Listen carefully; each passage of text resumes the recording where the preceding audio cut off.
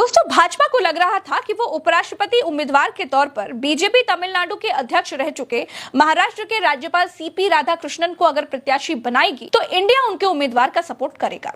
भाजपा को लगा कि इंडिया के पास एनडीए के मुकाबले वोट नहीं है, इंडिया के प्रत्याशी का हारना तय है। तो भाजपा की चाहत थी कि उपराष्ट्रपति का उनका चुनाव निर्विरोध हो जाए, यानी कि उपराष्ट्रपति पद का जो उनका प्रत्याशी है वो निर्विरोध जीत जाए तो ज्यादा बढ़िया हो जाएगा। गुजरात लॉबी की हिम्मत तो नहीं हुई कि इंडिया ब्लॉक के नेताओं से, खास तौर पर कांग्रेस से बात कर ले। भाजपा ने राजनाथ सिंह जी को इस काम पर लगा दिया कि भाई आप जाइए, आप बात करिए, हो सकता है कि आपके मनाने से विपक्ष मान जाए। राजनाथ सिंह जी ने इंडिया को मनाने की पूरी कोशिश की कि उनके प्रत्याशी को निर्विरोध उपराष्ट्रपति बन जाने दिया जाए, लेकिन ऐसा हो नहीं सका। इंडिया ने उपराष्ट्रपति पद के लिए अपना कैंडिडेट उतारकर मास्टर स्ट्रोक चल दिया। ऊपर से ईंट का जवाब पत्थर ऐसे दिया कि दक्षिण भारत से ही उपराष्ट्रपति का कैंडिडेट उतार दिया। जस्टिस बी सुदर्शन रेड्डी को इंडिया ने अपना उपराष्ट्रपति पद का प्रत्याशी बनाया है। रेड्डी आंध्र प्रदेश के रहने वाले हैं और गुवाहाटी हाई कोर्ट में चीफ जस्टिस रहे हैं। अब आप सोच रहे होंगे कि इंडिया के पास एनडीए के मुकाबले वोट तो है नहीं, इंडिया का प्रत्याशी जीतेगा वैसे भी नहीं, तो फिर प्रत्याशी खड़ा करने का क्या फायदा हुआ?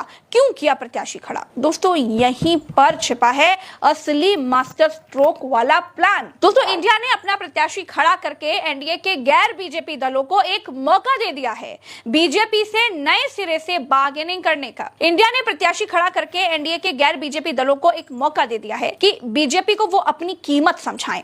अगर एनडीए का कोई भी दल देखिए बीजेपी से नाराज होगा तो वो इंडिया के प्रत्याशी को वोट कर सकता है। और सबसे बड़ा निशाना तो नायडू पर है। नायडू आंध्र प्रदेश के मुख्यमंत्री हैं।